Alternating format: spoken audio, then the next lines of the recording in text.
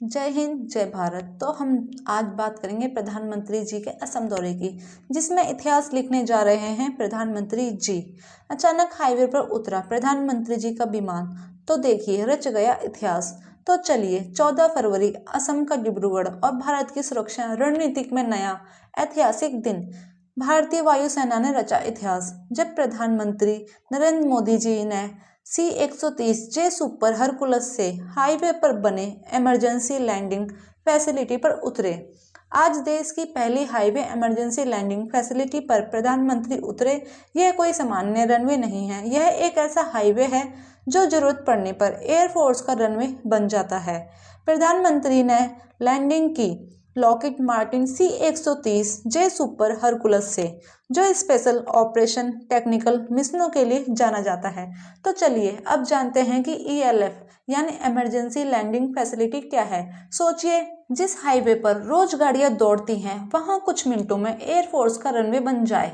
ELF एक ऐसा highway strip होता है जिसे इस तरह डिजाइन किया जाता है कि जरूरत पड़ने पर लड़ाकू विमान उतर सकें, ट्रांसपोर्ट एयरक्राफ्ट ऑपरेशन कर सकें, हेलीकॉप्टर से कैजुअल्टी इवैक्यूएशन हो सके।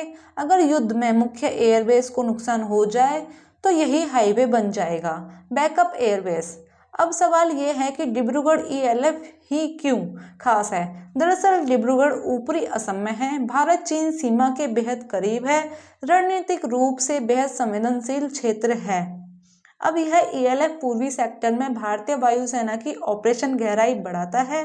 यह सुविधा दुश्मन के लिए टारगेटिंग मुश्किल बनाती है, एयरक्राफ्ट की सर्वाइवल कैपेबिलिटी बढ़ाती है, तेज तैनाती और रिस्पॉन्स सुनिश्चित करती है। यह सिर्फ उद्घाटन नहीं था, यह पावर शो था वायुसेना का। चलिए अब जानते हैं कि विमानों ने PM मोदी के सामने लैंडिंग की। डोसेल्ट, राफेल, सुखोई ASU-30 के MKI, Lockheed Martin C-130J super Hercules, HL Dornier 228 और HL ध्रुव। अब इंडियन एयरफोर्स ने touch and go, combined performance landing और कैजुअल्टी इवैक्यूएशन ड्रिल, यानी यह सुविधा सिर्फ युद्ध नहीं, आपदा राहत में भी काम आएगी। अब प्रधानमंत्री का खुद इस ट्रिप पर उतरना एक बड़ा प्रतीक है।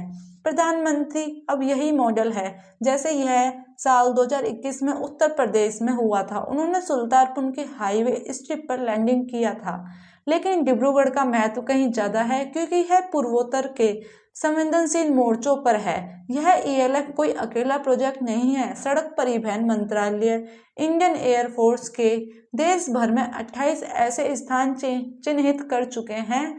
असम में ही 5 है ELF बन रहे हैं। इतना ही नहीं, कुछ और बड़े प्रोजेक्ट जैसे ब्रह्मपुत्र नदी के नीचे प्रस्तावित रोड, रेल, सुरंग, ऑल वेदर टनल, रणनीतिक सड़क टनल, और इन सब का एक ही मकसद है, सिलीगुड़ी कॉरिडोर पर निर्भरता कम करना, तेज सेना तैनाती करना और सीमाई सुरक्षा करना। अब सिलीगुड़ी कॉरिडोर, जिसे चिकन नेक कहा जाता है, वह भारत के लिए बेहद संवेदनशील इलाका है।